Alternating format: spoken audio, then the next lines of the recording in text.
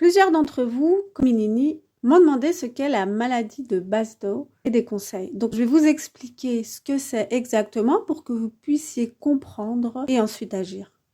En général, le médecin va vous donner un nom de pseudo-maladie qui est toujours un symptôme et non une maladie. Vous prescrit des médicaments et vous n'explique pas ce que c'est et ce qu'il faut faire vraiment. Pourquoi vous en êtes arrivé là? La thyroïde qui est dérégulée, elle est en hyperactivité, c'est-à-dire qu'elle travaille trop.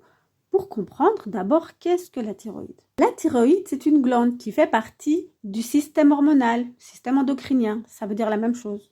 Mais donc, votre système hormonal, les hormones, font partie d'un groupe.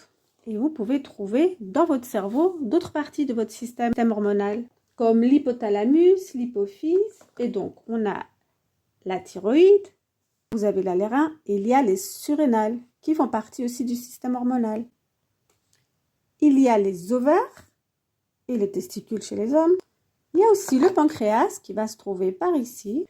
Et au niveau là, de la thyroïde, dedans, il y a les petites glandes parathyroïdes. Toutes ces glandes fonctionnent ensemble. Elles se donnent la main, elles s'entraident et leur but, le système hormonal, c'est d'envoyer des messages au reste du corps. Retenez que toutes ces parties du corps relâchent des messages, donc des hormones, à tout le reste du corps, afin que le corps puisse savoir ce qu'il a à faire et de quelle manière. C'est ça leur but. Si une glande est suractivée ou sous-activée, je vous explique pourquoi et comment, elle va influencer d'office les autres, donc pancréas, ovaire ou hypothalamus, tout ce qui se passe dans le cerveau. Dans le cas, par exemple, où la glande thyroïde va fonctionner trop souvent, trop vite, donc hyperthyroïdie, elle va avoir une influence sur le cœur et le stresser, ainsi que directement, qui contrôle aussi tout le corps, comme le cœur.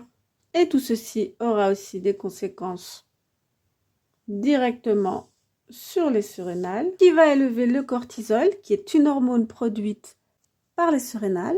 Vous savez, cette hormone qu'on appelle souvent l'hormone du stress, car son rôle principal est d'aider le corps à réagir dans une situation stressante, mais stressante, c'est-à-dire au niveau mental, environnemental, parce qu'il y a de l'inflammation ou que le corps ne reçoit pas tout ce qu'il a besoin.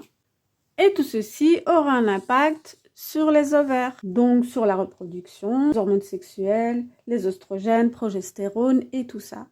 Et là, vous pouvez comprendre tous les symptômes que vous pouvez avoir.